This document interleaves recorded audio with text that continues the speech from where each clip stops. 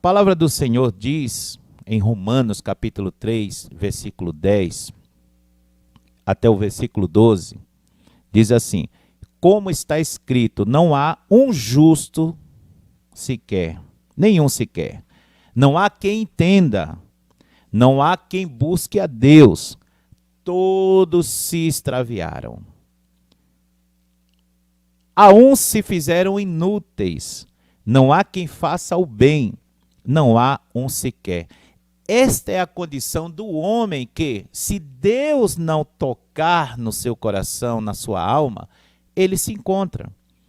Talvez você pense assim, olha, existem tantas pessoas que se pronunciam cristãs, né, religiosos e etc.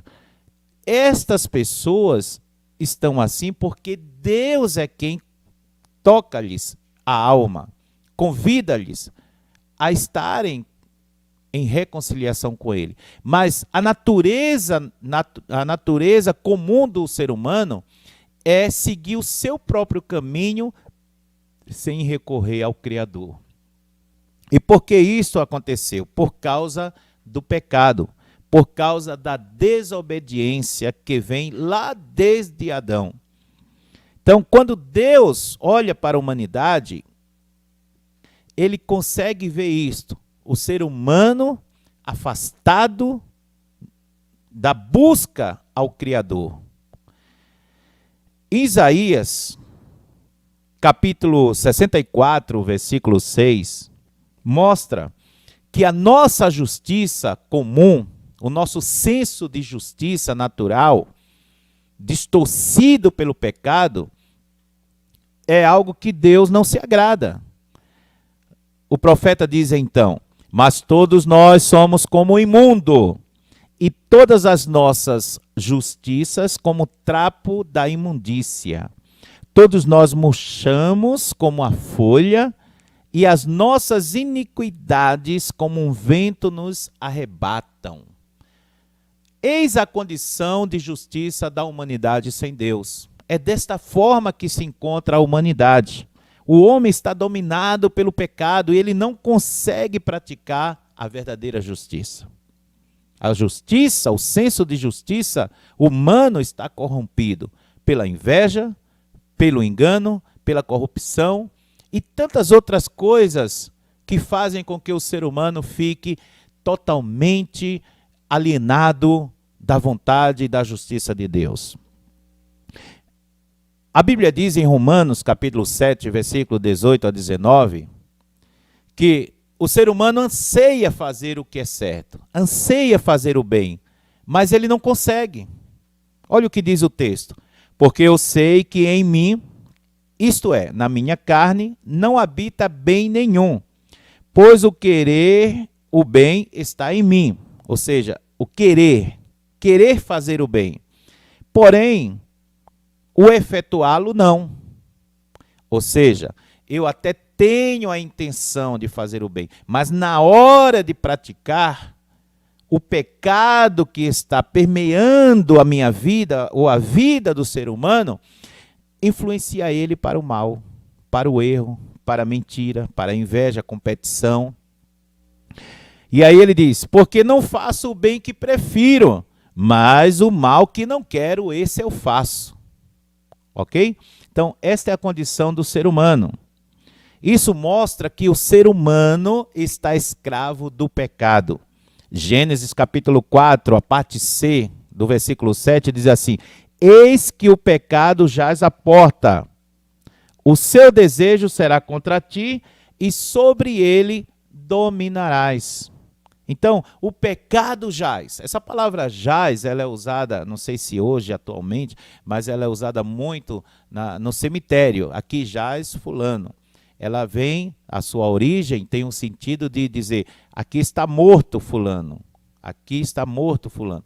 Então, essa palavra, quando diz assim, o pecado jaz à porta, significa que nós estamos mortos em nossos delitos e pecado. A única coisa que pode mudar a nossa vida e nós vencermos o pecado é o Evangelho. Pastor, mas o que é o Evangelho? de forma simples, objetiva e clara, o Evangelho é as boas novas de Jesus Cristo. Por que as boas novas? Porque a revelação do Senhor, a revelação de Deus, veio através do seu Filho Jesus Cristo. Então, o Evangelho não é letras, não é Mateus, Marcos, Lucas, João. Não, o Evangelho não são letras, não é uma escrita. Aquilo é uma representação. O Evangelho é uma pessoa. O Evangelho é o próprio Cristo. O Evangelho é quem transforma, porque ele não é letra. Quando você lê a Bíblia, quando você lê os Evangelhos, você não deve lê-los como se aquilo fosse um livro de história, uma literatura, alguma coisa da filosofia, enfim. Você deve lê-los com os olhos do Espírito Santo. O Espírito Santo deve ser aquele que te guia nas Escrituras, aquele que te revela Jesus, aquele que revela a pessoa maravilhosa de Jesus. Por isso que muitas pessoas não conseguem ler a Bíblia, porque elas querem ler de forma natural. Alguns talvez por pesquisa, outros para combatê-la, outros para tentar conhecer a vontade de Deus, mas com seus próprios esforços. Quando você lê a Bíblia, você precisa pedir que o Espírito Santo te ilumine, te guie e revele Jesus ali, porque o Evangelho, grave isso, é Jesus Cristo. Ele é o Evangelho, ele é o poder de Deus. Então só o Evangelho pode nos salvar, só o Evangelho pode tirar a venda do pecado que está sobre os olhos do ser humano. Amém? Porque este Evangelho é o próprio Jesus. Jesus disse, se pois o Filho do Homem vos libertar, verdadeiramente sereis livres. Se Jesus te liberta, você é livre. Livre. Glória seja dada ao nome do Senhor. Como validamos Jesus, que é o Evangelho, que são as boas novas de Deus para nós, e nos livre desta condição abominável do pecado?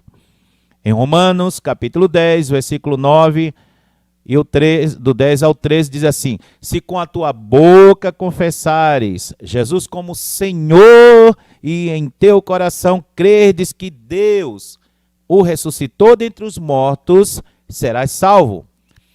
Porque com o coração você crê para a justiça, e com a tua boca você confessa para a salvação. E aí o texto termina dizendo, porque todo aquele que invocar o nome do Senhor será salvo. Você tem invocado o nome do Senhor Jesus? Você crê de todo o teu coração que ele, Jesus, morreu e ressuscitou para cumprir a justiça de Deus e trazer salvação para a tua vida? Você tem confessado isso? Você tem declarado Jesus como teu Salvador? Então, a promessa de Deus, a garantia é a sua palavra inabalável, é que você está salvo.